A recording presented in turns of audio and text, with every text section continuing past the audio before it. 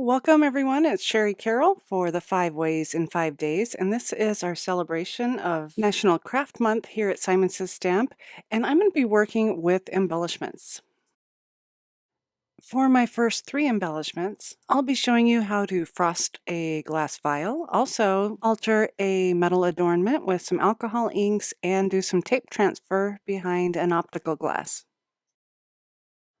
I'll start off with the frosted glass for you and show you the difference between one that's already been frosted and a clean, fresh one. So you can see there's quite a bit of difference between the two. I'll be using 2 mediums for this. The first one is the Tim Holtz Frosted Crystal Embossing Medium, and then also some Collage Medium. I'm applying the Collage Medium directly to the glass using a brush, and this will help hold the crystal medium once we get going. You'll need a base coat of the Collage Medium in order to get anything to stick to the glass. And once we have it coated, I can sprinkle on the crystal medium just like I would embossing powder. I'm using tweezers here to hold the top of the bottle, and so I can twist this around to get the front and back sides all covered. So I'll tap off the excess, and I'm going to let this dry really well before I heat set it. I've let this dry completely for about 30 minutes, and I'm using the high setting on my heat tool. And once I have that well heated, you can see it has a crystal-like look and also a texture. The next technique I'll be doing is coloring a butterfly adornment, and this is metal, and I'll be using SPLENDOR alcohol pearl ink and a little bit of blending solution. And remember, when using your pearl alcohol inks, you'll want to shake them up a little bit. This technique goes really fast, so I'm going to start off by just adding a few drops of the alcohol pearls in random areas, followed up by a little bit of copper mixative alcohol inks, and I'm going to randomly put these down as well. I don't want to cover the entire piece. I want some of that regular metal to show through.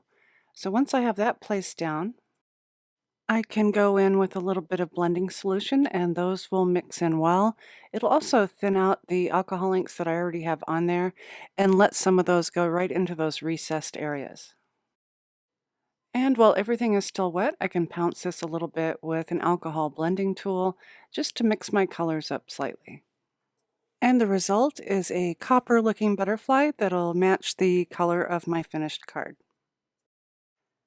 The next technique is doing a tape transfer, and it's been a while since I've done that, but I have a disc of pattern paper that fits just beautifully right into this optical glass, and I've cut that from the Simon Says Stamp Nested Circles. It was the smallest one, so I was really pleased to find that that can cut so nicely. I also have some torn book text that I want to lay over the circle, but I don't want to have the white show. So this is why I want to do a tape transfer. I can remove the white paper and leave the ink on the tape. To get this going, I'm using a piece of packing tape, and this is really a crystal clear tape that I like to use. And I'll just cut these with scissors in a length that I know that'll fit my optical glass. With the sticky side down, I'm going to place this right over my book text, and I can burnish that in with my finger. Or even better, the Simon Says Stamp Teflon bone folder. You really want to press the ink into the tape, so I'm going to go back and forth in several directions until I'm sure that's really well burnished in. Now I can peel this up from my glass mat, and I'll add it to a bowl of water until I can see that the paper is starting to dissolve. So I like to flip that back and forth and make sure that it's submerged under the water. A good way to tell that it's ready is you can start to see the print that's on the opposite side of the paper, and then you know it's time to pull that out.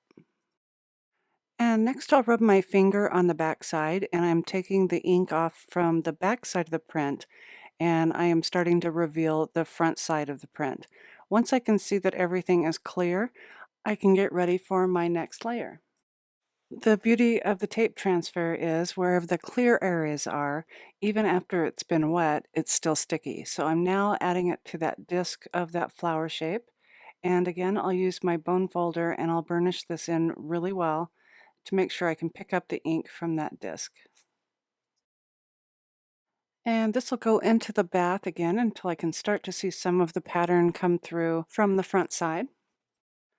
And once that's softened, I can start rubbing off that paper from the back side of that disc. And now I have two images in one on my piece of tape, and I'm ready for the next layer.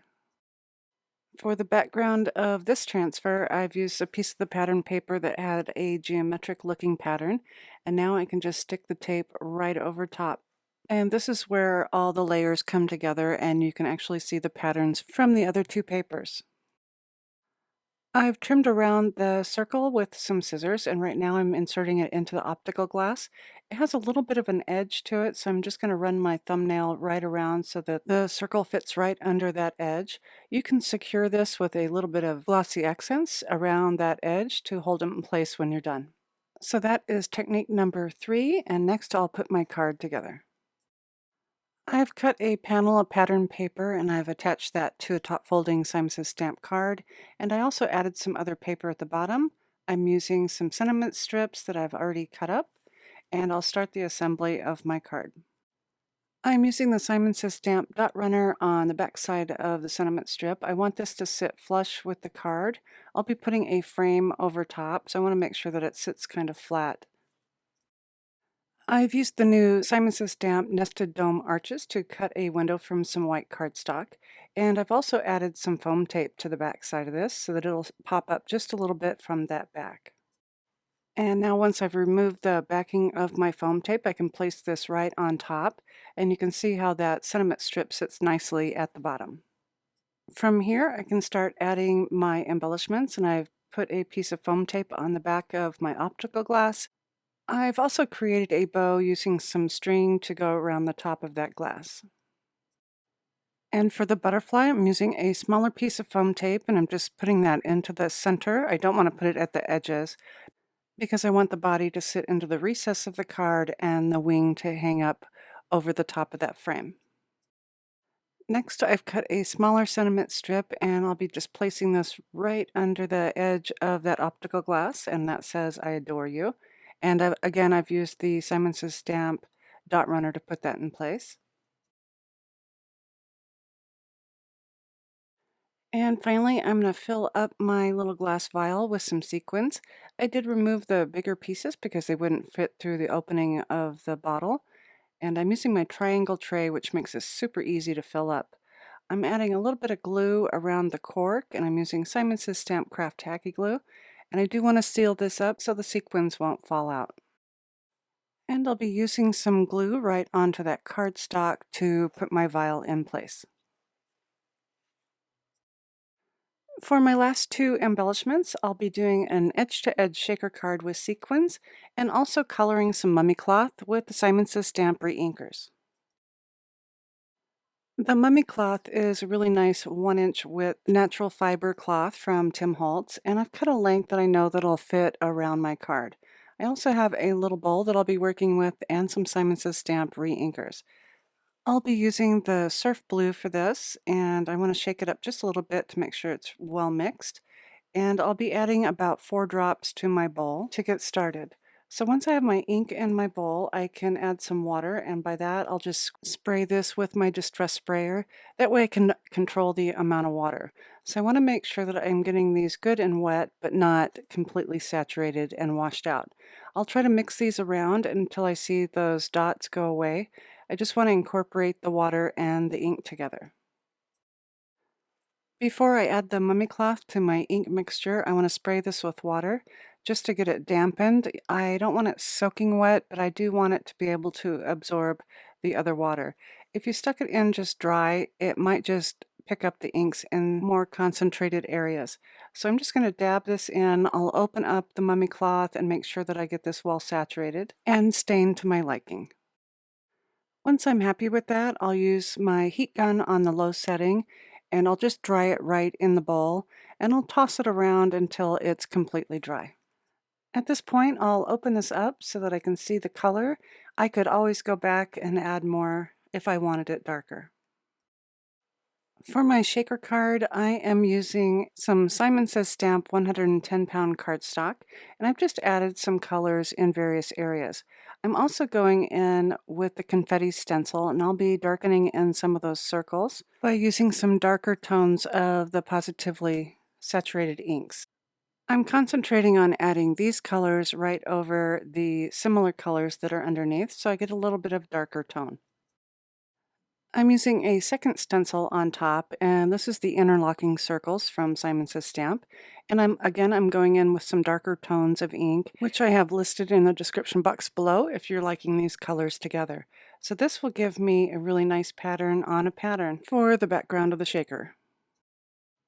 For this shaker, I'm using some plastic from packaging, and I'm going to be trimming this around the edge of my panel. And I'm going to leave about a 1/2 inch border so I have plenty to work with to fold it to the back side. And once that's trimmed up, I'll start folding and creasing with my fingernail to get a good crease. You could also use your bone folder if you wanted to. So when I work with these, I'll do the top and the bottom to make sure that I have a nice tight fit, and then I'll go side to side.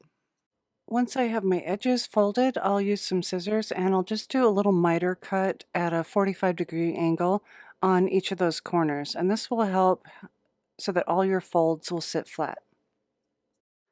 Next, I'll apply some score tape to all of the sides and I'll just go right up to the edge. This will hold that plastic tightly in place. And next I'll start removing the backing of that score tape one at a time, and I'm going to make sure I have this lined up. And now I can fold that bottom edge right up onto the tape. And I'll only seal up 3 sides of my shaker card at this point. Next it's time to open the top, and I like to bend this a little bit and kind of bow it out.